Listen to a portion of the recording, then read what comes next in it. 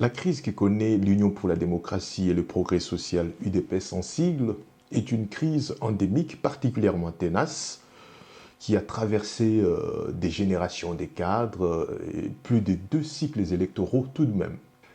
Faut noter que lorsque cette crise ne se déclare pas publiquement, ouvertement et parfois avec violence, elle reste latente, froide, causant des dégâts à l'intérieur du parti. Certes, l'UDPS n'est pas le pire élève de la classe des partis politiques en RDC, mais tout de même, considérant son potentiel exceptionnel, sa base, sa couverture nationale, ses 38 ans de lutte, des combats et donc d'existence en tant que parti politique et l'expérience qu'elle est susceptible d'en avoir tiré, le minimum auquel on aurait pu s'attendre, c'est que l'UDPS prêche par les bons exemples et que s'il existe des bons partis politiques en RDC, que l'UDPS se distingue d'eux par l'excellence. Sauf qu'il n'en est rien. Alors, le but de mon propos n'est pas de comparer l'UDPS à tel ou tel autre parti politique. C'est juste que je m'interroge sur les dysfonctionnements persistants, répétitifs, au sein de ce parti politique cher à Étienne Tshisekedi, d'heureuse mémoire. Ce parti manque de discipline, de rigueur, d'ordre, et bien pire encore, il me semble que la culture du respect des textes y fait également défaut. Rien que ça, c'est dire à quel point les principes que nous défendons, les valeurs fondamentales que nous voulons porter, ne sont pas une réalité au sein de notre propre famille politique. Et donc finalement, cette prétendue liberté d'expression au sein de l'UDPS ne se résumerait donc qu'à une simple reconnaissance du droit de râler. Vous avez le droit de râler, juste râler sans pouvoir rien changer en substance. Comment donc décrire ce qui se joue actuellement au sein de l'UDPS? Peut-on parler d'une crise ou juste d'un dysfonctionnement? Pour moi, les choses sont simples et claires. C'est que quand vous avez une crise, elle induira fatalement un dysfonctionnement. Et quand vous avez des dysfonctionnements qui sont répétitifs, persistants, cela aboutira forcément à une crise. À mon sens, les deux notions, les deux concepts en fait se tiennent par un lien de cause à effet. Personnellement, j'ai opté pour les termes crise pour décrire ce qui se joue au sein de l'UDPS. Parce qu'il me semble qu'un dysfonctionnement, en l'occurrence, est juste une manifestation, un symptôme visible de ce qui se joue dans les coulisses sous-jacents et qui est beaucoup plus grave, beaucoup plus important. Ce que je vais vous présenter ici, c'est ma perception de cette crise que je vais décliner en 3 étapes, en 3 points.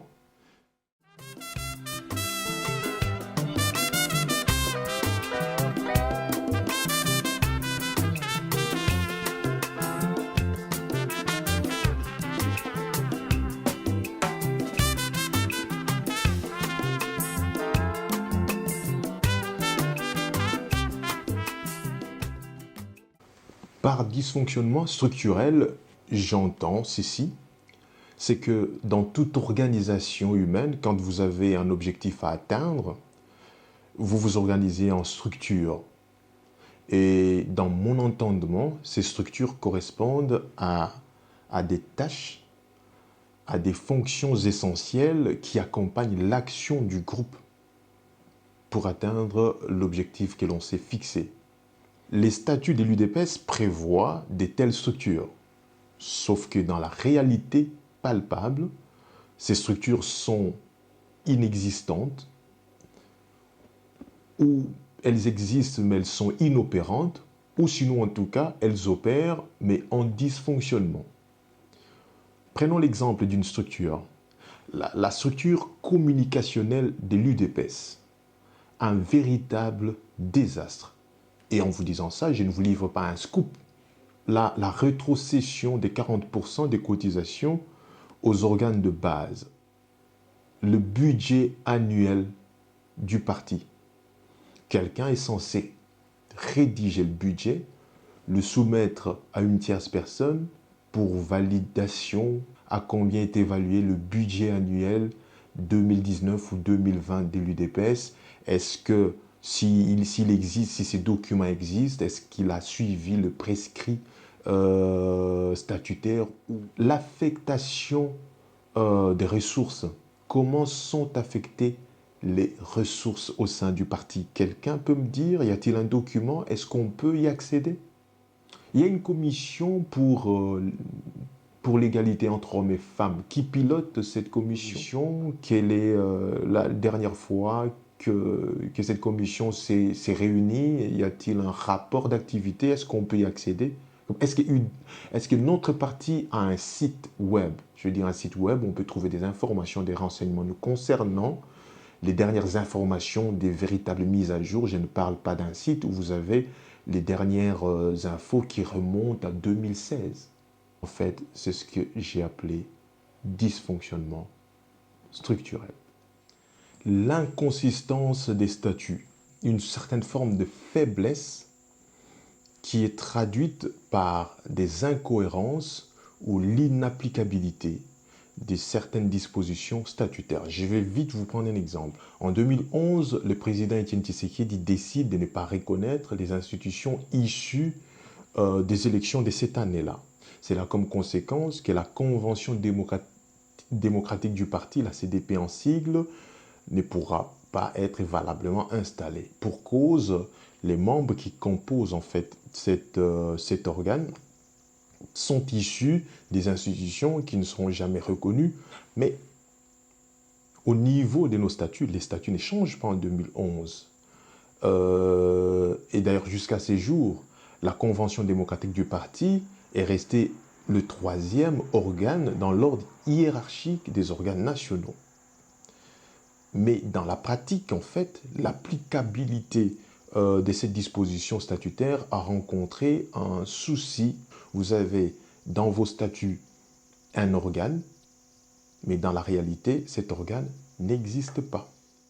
La CDP, en l'occurrence, est un organe de concertation, ce qui, à mon avis, est une fonction vitale qui participe de l'équilibre, de l'harmonie, de la cohésion, de l'efficacité, de l'action du parti tout entier. Je veux dire, en 2020, est-ce que la CDP est une réalité réelle au sein de notre parti?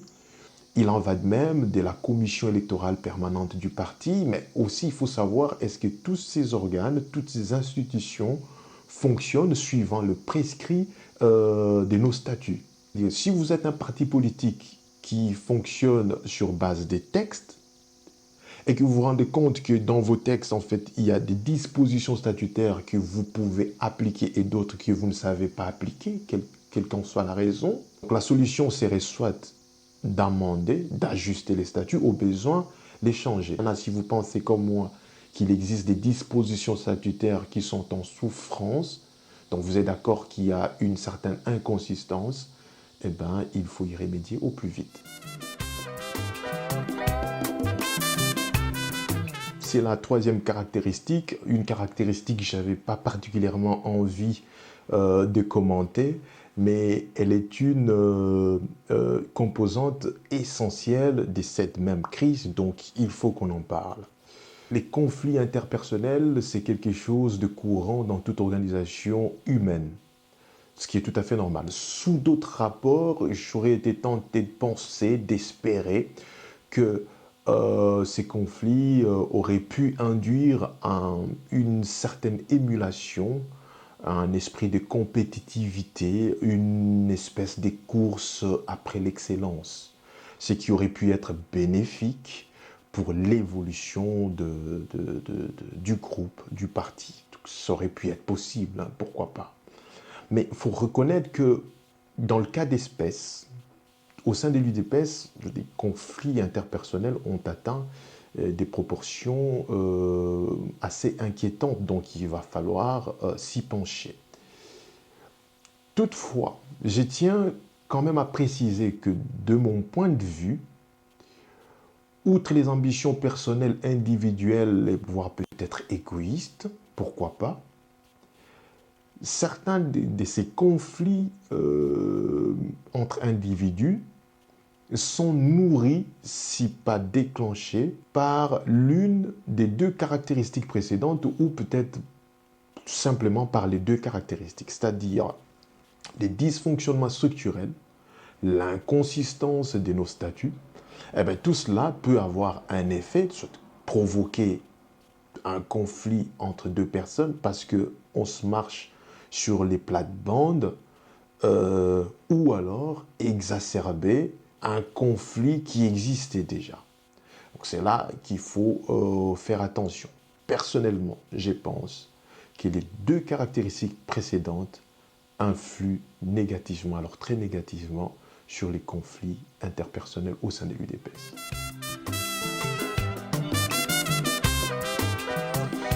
Avant de continuer, je voudrais commenter deux discours que j'entends par-ci par-là, mais qui, moi personnellement, me gênent énormément.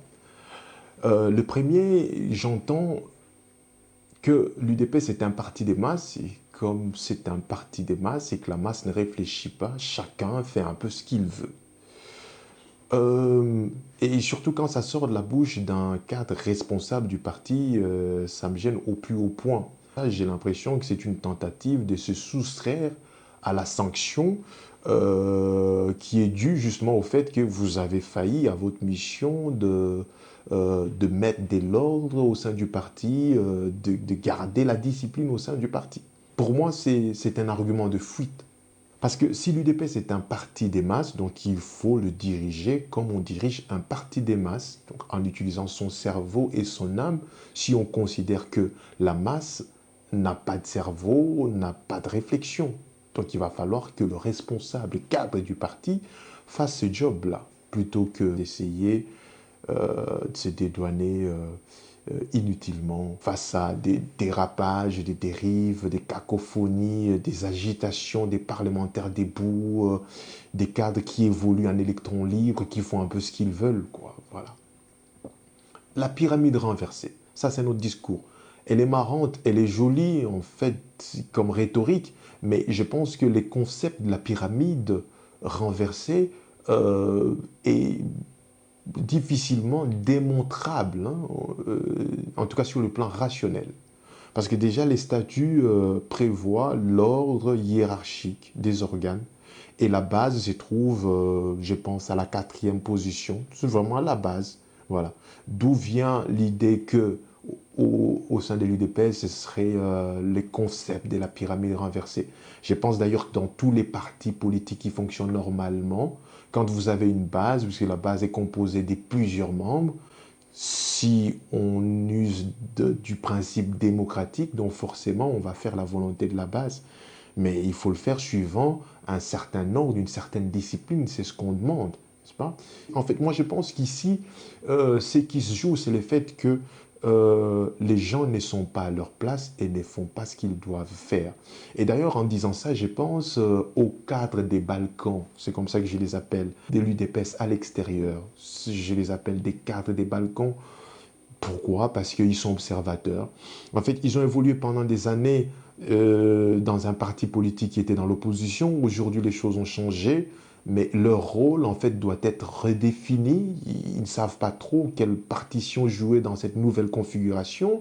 Et je pense aussi que la communication avec, les organes nationaux ne passe pas convenablement, donc il y a un souci de réseau. Finalement, c'est dont il est question. Les gens ne sont pas à leur place, ils ne savent déjà pas où est leur place, qu'est-ce qu'ils doivent faire, et ne doivent des comptes à personne. C'est ça le problème. Je voudrais évoquer très rapidement 3 points qui me paraissent essentiels dans la mesure où ils compliquent un peu l'équation. Le premier point, c'est qu'au sein de l'UDPS, tout le monde a sa petite idée sur comment sortir de la crise, comment faire fonctionner les choses. Tout le monde a sa petite idée. C'est à se demander, si tout le monde a sa petite idée, pourquoi ça ne fonctionne pas alors? Deuxième point, c'est que tout le monde est dans des bonnes dispositions pour, pour faire avancer les choses, pour résoudre ce qu'il y a comme problème. Tout le monde est dans des bonnes... Tout le monde, en fait, est animé des bonnes volontés. Que nous ayons des bons d'un côté et des mauvais ou des gentils d'un côté, des méchants de l'autre côté, donc on aurait tout de suite su d'où vient le mal, on n'aurait plus qu'à l'extirper. Mais là, non. Tout le monde est bon. Tout le monde, il n'y a que des gentils.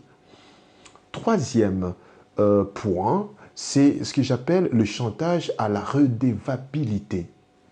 Il n'est pas rare au sein de l'UDPS de rencontrer un cadre ou pas, ou un membre de l'UDPS qui évoque ses faits d'armes au sein de l'UDPS, sa bravoure, son héroïsme, ses souffrances, les souffrances qu'il a pu endurer,